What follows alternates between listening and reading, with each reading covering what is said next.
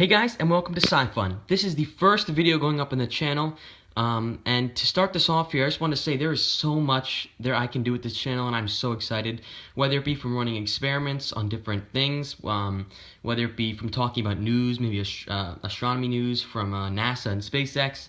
I could be running experiments, things like here, like these ants that I have, which I'll be talking about in a second, or running experiments on plants, all sorts of different things. There's so much potential, and I'm so excited here. But yeah, to get this going here, this video is going to be on my ants. I have 4 ants here.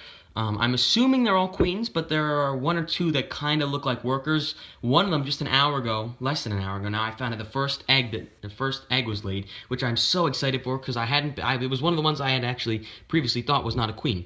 But we will look at these here. So the first one is this guy over here. The other ones are back over there. There's 4 of them. First one here. This one I'm almost certain is a queen. Let me see if I can get this to focus on it. There we go. It's pretty well focused right there. Turn it this way. This one I'm almost certain is a queen. That little black dot there almost looks like an ant.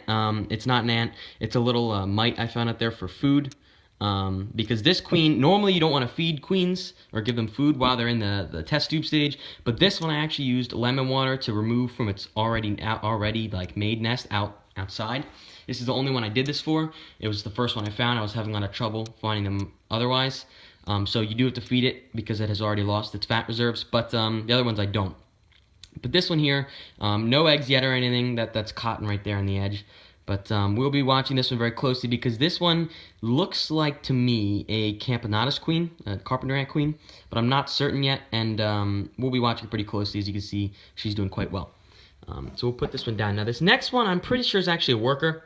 But because of its enormous size, I captured it anyway. It is much larger than that one over there. It looks like a Tetramorium queen, but I'm not certain here because it does not have the giant thorax like the other 3. So I'm not too sure about it. Let's see if I can get the glare. I'll go into the shadow over here to get a better look at it.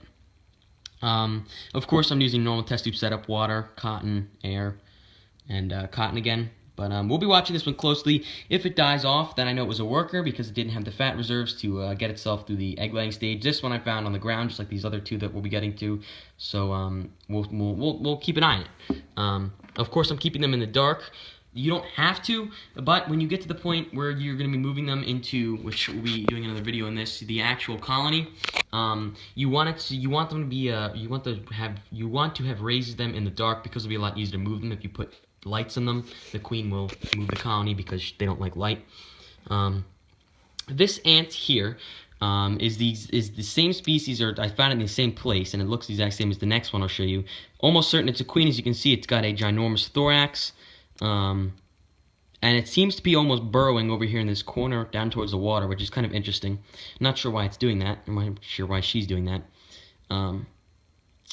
But we will keep an eye on it because it's my most rambunctious ant here. It's the only one that keeps continually walking around and everything. So I'm keeping an eye on it, and we'll see what it amounts to. Now the 4th one here, I just found, like I said, less than an hour ago, to have the first larva, which, as you can see, there's the larva. Let's see if I can get this to focus on it. If you can see it, it's on the wall right there. Yep, that's a pretty good spot. You can see it. There's the larva. I'm so excited. It looks the exact same as the other ant. Found it in the same place. But as you can see, it had a little burrow right below the larva, which you can't really see too well because it's in cotton. But when I noticed that, then I looked for the larva, and there it was. And I was so excited because I had missed it the first time around. But this is a huge step for me, and I'm really excited to see how this colony grows. But this is the first one here. I'm really excited to get this going here. There's so much you can do with these ants because, you know, they're one of the smartest species on the planet, and we really, as humans, know very little about them. And if we understood better how they communicated and how they ran their colonies, you know, there's a lot that we could learn from that scientifically. So we're going to be focusing a lot on ants on this channel. There's a lot of other things I have ideas for with plants. There's a couple experiments I'd like to run. I'll be putting out all my data and stuff on the channel as well. If you guys have any ideas, please let me know. I'm always open to ideas, and if you guys have any good experiments you want me to run, I'm very happy to do that. I love science, and I love learning about it.